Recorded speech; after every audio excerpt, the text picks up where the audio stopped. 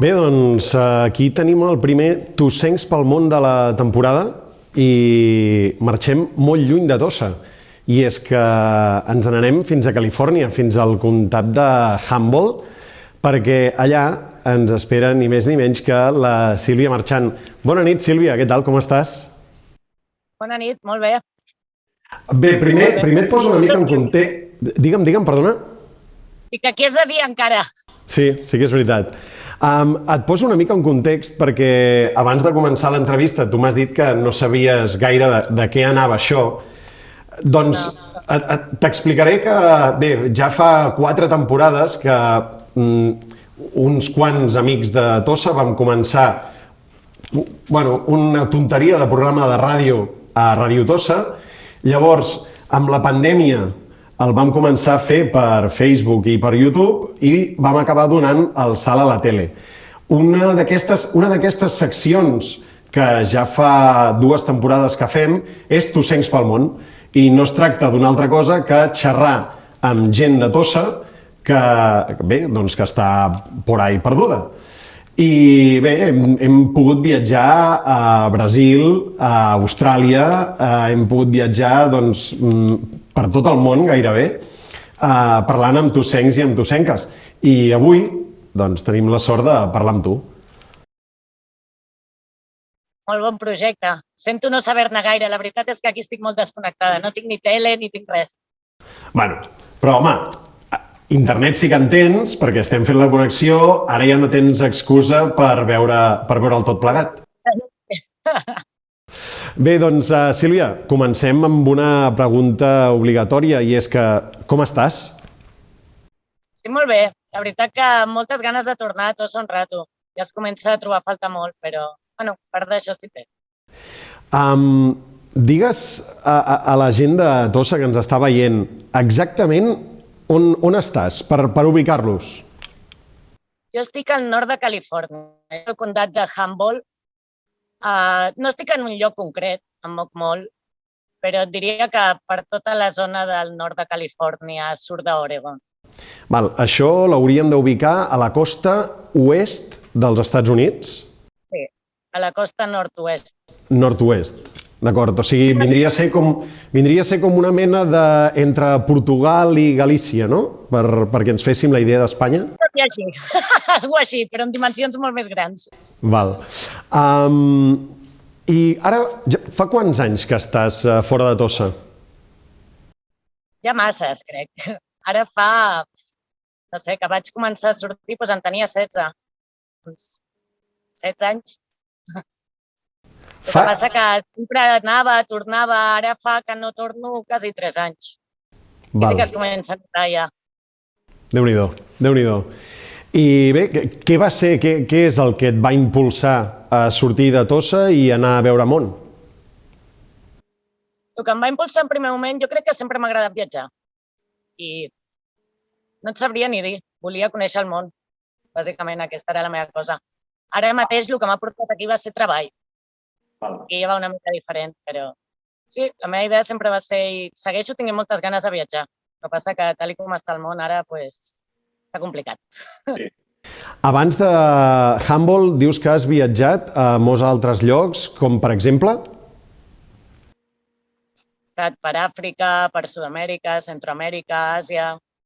He estat donant voltes.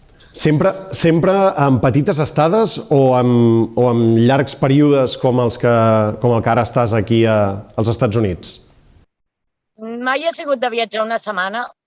Era més de viatjar potser entre 2 i 4 mesos per cada puesto.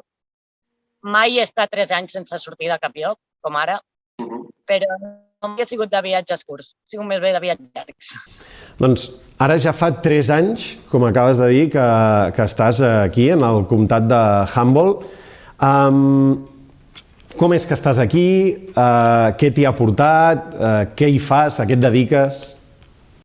Aquí vaig arribar fa 8 anys a treballar amb el tema de la marihuana. Creixem marihuana, la tallem, una mica tot. Els primers anys venia 3 mesos, tornava a Tossa, anava, tornava. Després vaig començar a venir 7-8 mesos i després viatjava. I la meva idea era seguir fent això. El que passa que quan va començar tot el tema del Covid i tal, no ens deixaven sortir, Espanya estava clausurada igual, llavors va ser de, bueno, doncs me quedo, intento fer els més calés que pugui, mentre el món estigui parat i quan el món torni a obrir, doncs ja faig els gastos. Bé, crec que acabes d'obrir la caixa de Pandora, que has anomenat la paraula marihuana. Suposo que hi haurà molta gent de Tossa i molta gent d'arreu que ens estigui veient, que es foti les mans al cap, però hem de dir que la marihuana a Califòrnia és legal. Sí, de fet, ara és legal a molts més estats. I, de fet, a molts països també, perquè per lo que sé, Argentina està legalitzant, Uruguai està legalitzant, sembla que Perú estava legalitzant, no sé si era Perú, n'hi havia algun altre per allà. Sí. Espero que Catalunya legalitzi aviat també. Home, bé, no sé, ara no sé si seria qüestió de fer una proclama pro marihuana o no, però no descobrirem els efectes positius de la marihuana en quant a medicina o per la salut. Exacte, la marihuana té molt mala publicitat perquè s'ha pres sempre com a droga. Sembla que després de la marihuana ve la jeringuilla, no? Ho he escoltat diverses vegades, això. Realment la marihuana té moltíssims usos que no tenen res a veure amb col·locar-se. De fet, hi ha marihuana que no col·loca i és boníssima en temes de gent... Bueno, el més conegut potser és el càncer, però per molta gent amb dolors articulars, amb tot tipus de dolors musculars, és relaxant. Està la marihuana que no té THC, que és CBD, que és la coneguda així més medical. Aquesta té moltíssims beneficis i no col·loca gens. Vull dir, la marihuana és una de les plantes probablement que té més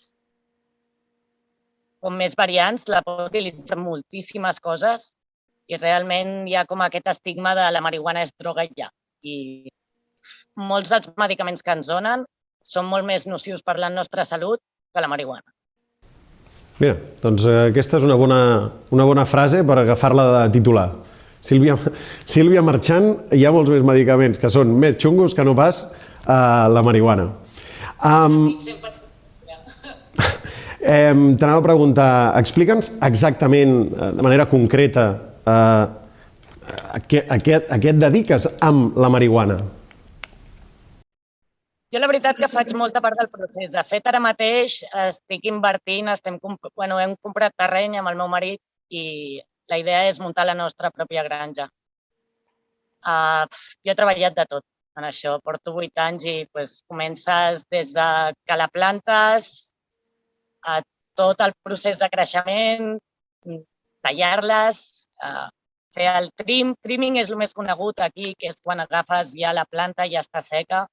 Tu agafes rama per rama i el que fas és agafar els cogollos, que és la part que es fuma o es fa té o es fa el que sigui, i la trimeges. Trimejar vol dir, bàsicament, netejar-ho de fulles i deixar-ho ja preparat per vendre. Això probablement és el que més fem perquè és el que més diners porta. Es paga molt bé. Cada cop menys, però es paga molt bé. Però diria que tot el procés de la marihuana faig. I llavors, clar, aquí, per exemple, si volguessis comprar marihuana a Catalunya, Espanya, Tossa, on te vulguis, clar, ho has de fer, diguéssim, de manera il·legal, d'amagatotis. Aquí a Califòrnia, com ho feu? Quin és el punt de venda o com...? Hi ha botigues, hi ha dispensaris. Tu vas i compres. És com, per exemple, a Espanya, la marihuana medicinal ja és legal. Te la pots anar a comprar. El que passa que per la medicinal necessites la targeta que digui per què tens tu dret a comprar-la i un altre no. Aquí, jo crec que només farà uns 3 anys que la van fer d'oci també. Quan jo vaig arribar no era d'oci encara. I ara és el mateix. Igual que vas a comprar la medicinal, tens dispensaris que són botigues, bàsicament, que tu fas un carnet de soci i vas i ho compres. De fet, a Catalunya existeix. El que passa que a Catalunya és un foradet a la llei, jugant. Però aquí és totalment legal. Tu pots, inclús com a turista, tu pots anar i pots comprar i no compres només marihuana. Tenen menjar fet amb marihuana, tenen també CBD, hi ha una variant de coses que pots fer amb marihuana. Pots fer fins els llençols pel llit, pots fer tot. Com? Llençols pel llit? Fets de marihuana? Per exemple, els coixins, s'utilitza que me surten les paraules en anglès. Això vol dir que fa massa temps que estàs por ahí i que ja et toca que tornis. Sí. El pal de la marihuana, El tronc, el canyam que se li diu, s'utilitza Sí. per fer moltíssimes coses. De fet, és molt resistent també, ja et dic, hi ha coixins fet així, no sé, pots fer moltíssimes coses. Pots fer des de mobles, pots fer... Val. No sé si per l'audiència ha passat així de manera ràpida o no, però has anomenat el meu marit. I és que crec que fa poc que t'has casat. Dona, s'ha tallat. Sí, no, deia que per l'audiència, no sé si ha passat d'així de manera ràpida o no, que has anomenat el meu marit. I és que crec que fa poc que t'has casat, oi?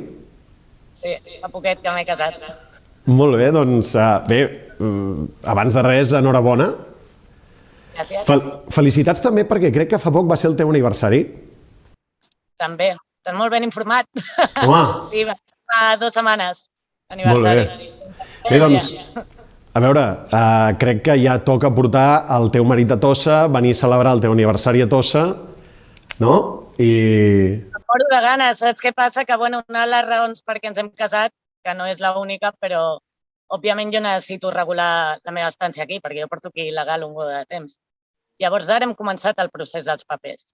Així que vaig parlar amb l'abogat perquè volia venir per Nadal i m'ha dit que ni de cony, bàsicament. Que potser me fan un permís de viatge a l'estiu. I un permís de viatge vol dir, haig de dir, quan surto, quan entro, per què surto, a quina hora torno, vull dir, desastre. Déu-n'hi-do, això ha canviat de l'època... Ha canviat de l'època Trump, això, o hi ha alguna diferència? No. Vale. Les fronteres amb Amèrica en general són complicades. I, de fet, ara estan deportant a més gent que abans. Jo no sé si té també a veure amb el tema del Covid, perquè amb tot això del Covid han tancat moltes fronteres. La veritat que no sé amb què té a veure, però en els 2 últims anys han deportat a moltíssims més europeus i argentins i centroamericans que han entrat que en els anys anteriors, però amb diferència. Ara que has dit això del Covid, estirem el fil del Covid. Com has viscut tu la pandèmia en el comtat de Humboldt? Bé, doncs no sé si has hagut de portar mascareta, guants per anar a comprar... Com ho has viscut? Honestament, jo crec que en aquesta part he sigut molt afortunada perquè Humboldt el que té és que vius molt lluny de la societat en general. Jo, bàsicament, estic enmig de muntanyes. Llavors, ho he notat potser quan he baixat al poble. T'has de ficar la màscara per entrar a alguna botiga, però jo no he viscut el Covid. Ni conec ningú que s'hagi mort de Covid, a part dels que m'han dit per allà, però aquí... De fet, inclús jo m'he posat malalta ja 2 vegades i ho he passat a casa tranquil·lament, com els refredats de tota la vida. Els companys que han agafat Covid per allà no ho han passat tan malament i jo com que penso que també com estem enmig de la natura i realment no hi ha aquest contacte diari de tanta gent, jo crec que inclús el virus deu ser més dèbil, saps? Perquè no... La veritat, jo no he viscut el Covid, realment. He viscut més de sentir de la família o dels amics que parlen i tot el que estava passant allà, que realment com a mi. Jo, la veritat, que la meva vida ha seguit normal, com sempre. Bé, doncs que sàpigues que tens una sort enorme pel fet de no haver hagut de fer-te mai una PCR o un test d'antígens o posar-te un palet d'aquests de les orelles, però així de gros pel nas. De fet, això és una de les coses que he dit que no volia... O sigui, no estic molt a favor de la vacuna, tampoc, però preferia la vacuna que el palet, mira el que et dic. M'han dit que t'ho pots fer així, a la boca, vaig dir, bueno, doncs jo me faig aquest i ja. I per anar acabant, Sílvia, per aquí, per Califòrnia, és conegut el tema dels incendis. No sé si n'has tingut algun a prop, no sé com ho has viscut, això. Això sí que ho he viscut moltíssim. De fet, l'any passat jo estava cuidant d'una companya dalt a la muntanya i teníem el foc, que es veu que era un dels més grans de la història a Califòrnia. Era brutal. O sigui, no sé si van ser... No sé, crec que no t'enganyaria si dic que van ser 1 milió d'hectàrees o alguna cosa així, una locura. sigui, arribava des del mig Oregon fins quasi al sud de Califòrnia. Cosa que a Califòrnia, creuar-la són 20 hores a cotxe, vull dir, és llarg. Amb aquest vaig estar, igual, vam estar 2 o 3 setmanes que no veiem ni el sol. Era espectacular. Pluges de cendra, terrible, amb oxigenadors dins de les cases, vull dir, va ser heavy.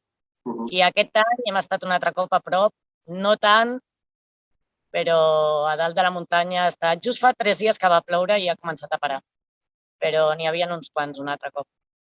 I aquí els focs petits tenen 50.000 hectàrees o 100.000 hectàrees. Això és un foc petit. Bueno, esperem que no te'n toqui cap de prop, que de fet esperem que no n'hi hagi cap més. Digue'm. No. Una cosa que vaig aprendre, que me va agradar molt, els arbres que veus, que ara no els pots veure bé, igual m'agradaria fer-te un vídeo perquè ho vegis, són les sequoies i els redwoods, són els arbres típics d'aquí, són uns arbres immensos, cosa que els grans necessites 10 adults per rodejar-los, són grans. Resulta que aquests arbres, per poder néixer, necessiten que es cremi la semilla. Es diu semilla? Català? La llavor. Es necessita que es cremi. Això me va com vaig pensar, mira, potser és que el món està... Regenerant-se.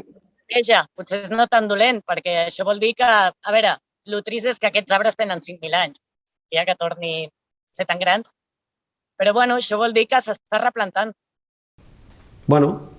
Dins 10 anys vaig dir, mira, encara és bona notícia. Sí. Tota notícia dolenta té un costat positiu, no diuen? Bé, doncs, Sílvia, ara sí que ja per acabar, preguntar-te que, bé, no sé si vols donar algun missatge als teus amics, amigues, familiars de Tossa, que segur que ens veuran. Bueno, bàsicament diria que trobo faltar moltíssim a tothom, trobo faltar els que em queien malament, trobo faltar tot. La gent, tot. Tinc moltíssimes ganes, això és... La part més dura d'estar fora és aquesta, sens dubte. La gent que estimes, que està lluny, troba a faltar moltíssim. Així que bàsicament els diria que els estimo molt i que tinc moltes ganes de veure'ls a tots. Bé, doncs, t'esperem aquí. Dius que a l'estiu del 2001 et podrem veure per aquí. Del 2001, del 2022. 2021, perdó. 2022, de fet, serà. 2021 és aquest. Ostres, ja vale. Ara farem veure que això no ho he dit, si de cas ho tallem i ja està. Estiu 2022 et volem veure per aquí, Sílvia. Digue'm. Estiu 2022 et volem veure per aquí. Sí, l'estiu del 2022, si tot va bé, hi faria donant guerra. Perfecte. I jo m'he quedat ara amb les ganes, per acomiadar-nos, que agafis el mòbil i ens ensenyis aquestes sequoies quilomètriques que ens has comentat. Espera, faré un vídeo perquè són ben xules.